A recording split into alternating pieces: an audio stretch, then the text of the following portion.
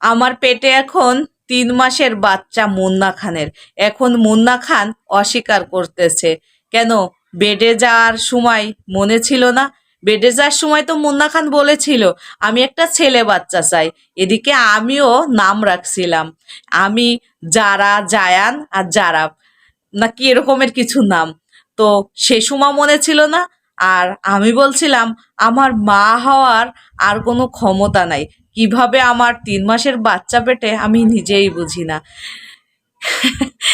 হাস্যকর ব্যাপার না রে ভাই? আমার না, আমার না। আপনি কি মনে করছেন আমার বাচ্চা? না না না, এটা আমাদের সমাজের এখন বর্তমান হচ্ছে কুকীর্তি, বেহাইয়া, বেলজ্জা।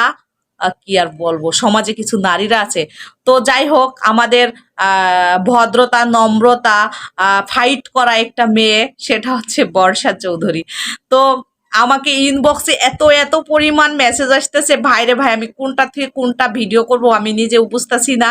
তো যাই হোক, আজকে ভাবলাম কি বর্ষা ভদ্রতা, নম্রতা, একটা ফাইট করা, যুদ্ধ করা একটা মেয়ের ভিডিওটাই বানাই। তো আমার আসলে বলার কিছু ভাষা নেই।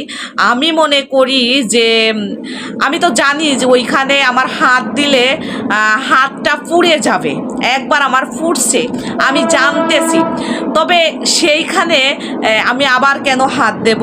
হ্যাঁ, আর এখন আইসে বাবারে বাবা অনলাইনে এসে ঢলাঢলি কসলা কসলি কান্দা কাটি করে টোরে, মানে চোখের পানি টানি ফেলাই টেলাই এখন হসপিটালে যায় সিংড়িটি নিয়ে, মানে ভাইরাল। আর কত ভাইরাল হবা?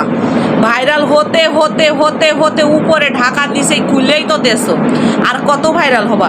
এখন রে বোন, আসলে আপনাদেরকে নিয়ে আমার কথা বলার কোনো চাহিদা নাই, রুচি নাই। কারণ আপনাদের কাছ থেকে হচ্ছে আমরা শিখবো, তাই না?